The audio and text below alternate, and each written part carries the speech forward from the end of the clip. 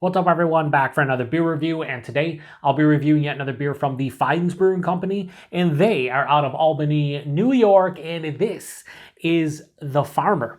So this is a double IPA that comes in at 8.5% alcohol by volume. No IBUs listed in time of review, and this can is approximately 3.5 weeks old. So here in the Buffalo, New York area, we recently got a drop of some Fidens stuff at a couple different establishments, and I was able to pick up a couple different cans. I picked up a can of this and a can of their Eugene's Axe with a pineapple. So I thought I would review this one first. I've had nothing from them in the series. So they have the Vegan, the Butcher, the Farmer. I've had none of those, so I thought I would grab this one. Now, this one is brewed with Mosaic, Citra, Galaxy, and Nelson hops. Mosaic and Citra in the whirlpool, Galaxy and Nelson as the dry hop. So it's been a while since I've had a Fidens beer. I want to say last summer is the last time I had one.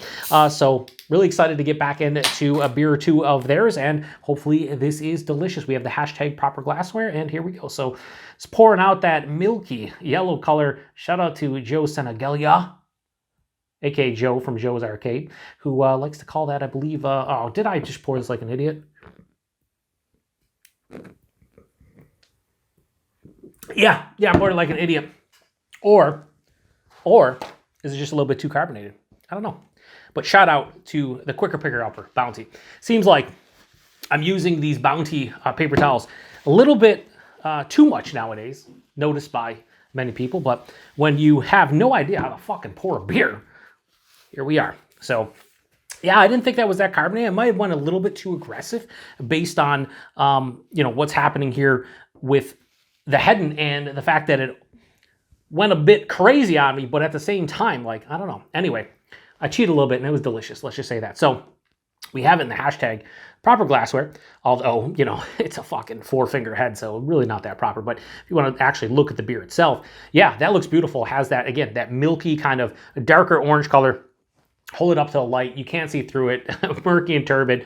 Again, a 4-finger, I would say lightly, I'd say like a light cream colored head. Kind of looks soap sudsy, but it's not going anywhere. It's almost like a nitro head where it's just like, fuck you, not moving. So yeah, good nose.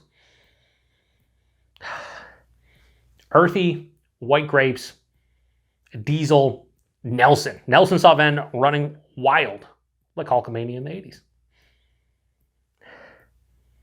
Vibrant passion fruit. There's big passion fruit, white grape. So the Galaxy and the Nelson, to me, doing exactly what I think it would in a dry hop. Also getting like a sweet overripened like mango and papaya, big stone fruit vibes. Some nice underlying citrus tones like an orange, tangerine. Yeah, that diesel, it's like a dank white grape. Earthy and dank. It's like a dank, earthy white grape. Smells very fruity, very juicy. It almost smells like this has actual fruit in it. Shout out to Kyle over at No Hype Beer Reviews, good friend of mine, fellow beer tuber. He, for many years, talked about how, like, when we talk about fruit in a beer when we're doing reviews, it's kind of like, it's not actually the fruit in the beer, it's fruit, perceived fruit from a hop, so it's kind of different. It's like when I say, yeah, I smell crushed pineapple in here or something, right? Even though I don't right now. But let's say I did. That doesn't mean necessarily I'm smelling like Dole crushed pineapple in my glass. It's just reminiscent of that, but in hop form, in beer form. This smells like someone fucking put passion fruit, white grape juice, and a little bit of like orange juice into my glass. It has such a vibrancy, just emphatically saying to you, yes, it's hopped to all hell. And it is. It smells awesome. Let's get into it. Cheers, everyone.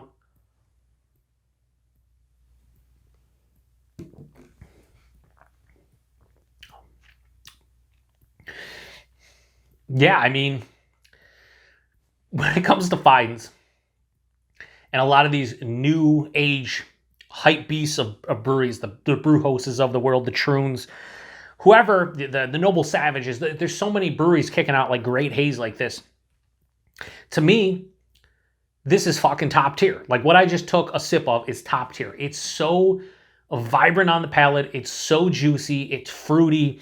It's sweet, but not overly so. It's just really, really delicious.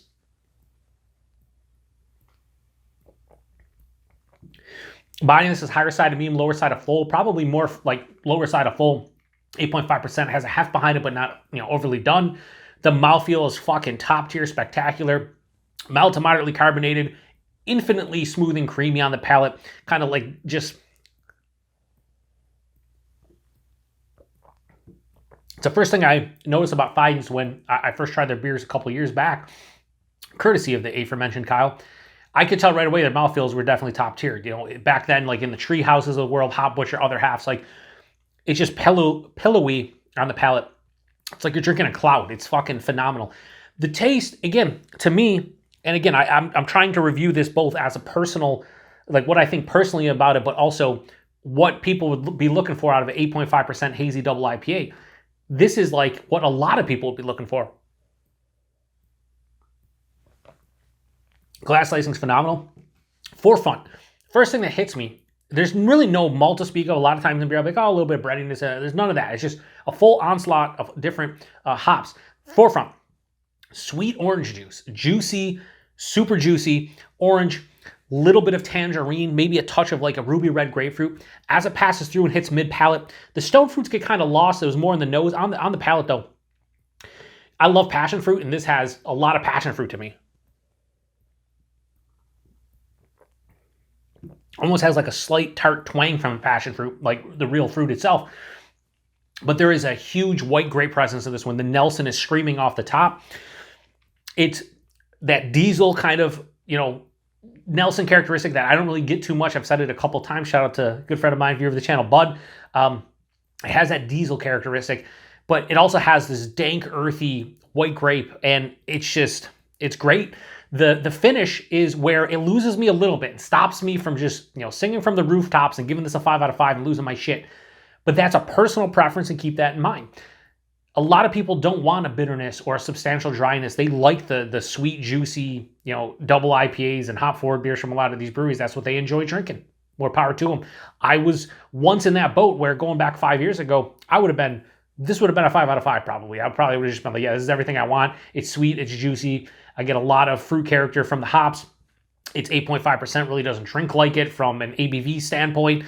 The mouthfeel spectacular. However, where my palate is now, I need some kind of like I want a firm bitterness. I want a mild to moderate bitterness, more approaching moderate, if not firm moderate. And this has a mild bitterness. This is more dry than bitter. This has a semi to full-on dry finish. So it balances it out to some degree, but it's still a sweeter double IPA. Now, all that to just say this is fucking phenomenal. Like I said, 8.5%. It honestly drinks kind of like 8.5 if you take into consideration the flavor characteristics, how intense the hop character is. But like, there's a little bit of a warming in my chest, nothing on the palate. It hides it well from that aspect. Do one more sip, and again, what do we say about the hashtag proper glassware? Do we say anything about that? Do we give a shit? No, we don't. But look, as I try to swirl it, the head doesn't even go anywhere. That's fucking wild. That's wild how that happens. Like, it's absolutely wild. Again, good glass lacing, everything. Anyway, I don't know what I'm talking about.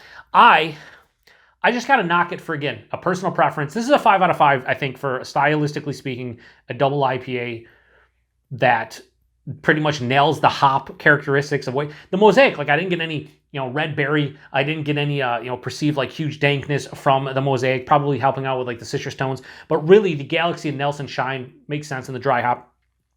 Yeah, I'm going to give this a straight 4.75 out of 5. I just got to knock it personally for the lack of bitterness. I just want a little bit more bitterness. But, 4.75, 5 out of 5, what the fuck? Does it even matter at that point? Like, it's an awesome beer. And if you like this type of beer, then I don't see why you wouldn't enjoy this one. It's just, I don't seek these beers out as much. But, when we get a drop of Fidens, I'm going to grab a couple cans because it's been a while since I've reviewed something, and they do make great hazies. So that's why I picked this one up, and I am not disappointed in the least. Price point availability. I looked on their website. I think it's like $5.75 a can because you buy single cans at Fidens. That's, kind of the going rate for a lot of these hype breweries at this point. $5.75 is fine. It's, you're going to end up paying, like $23 or so a 4-pack, a little bit pricey for double IPA, but I get it. I paid $2 more than that. So from that aspect, it's a little bit pricey. But again, how often do we get Fidens drops here in Buffalo? Very infrequently. So, I'm paying, almost $8 for a can. Not bad. Would I do that all the time? I certainly wouldn't. Would I advocate anyone buying this one for $8 a can? Maybe if you're, if what I'm talking about here sounds interesting to you and maybe in your wheelhouse, sure. I know on secondary market, these, can run anywhere in like the $10 to $15 range. So it's not a bad price point as a whole, but like if we compare it to all beer, yes, it's not that good.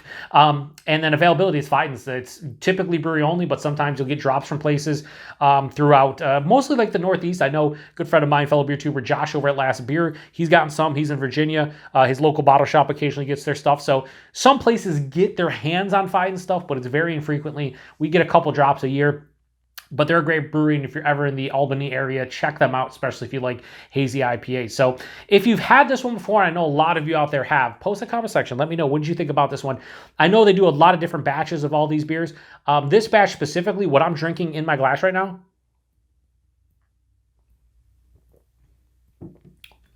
it's OJ meets tart passion fruit juice and a huge, dank, earthy white wine, or white grape, white wine kind of feeling to the beer. I will say, I think that dryness really does help it out. If it wasn't for the dryness, I think this would be a little bit lower, like in the 4 or 5 range. But that dryness really helps. If it had a firm bitterness, this would be fucking 5 out of 5. But it's delicious, and I'm looking forward to that Eugene Zach's with pineapple. Hopefully that's not too sweet and has some kind of bitterness, but it has fruit added, so we'll probably not. So appreciate everybody stopping by for another beer review here on the Beer Patrol. To the next one. Cheers.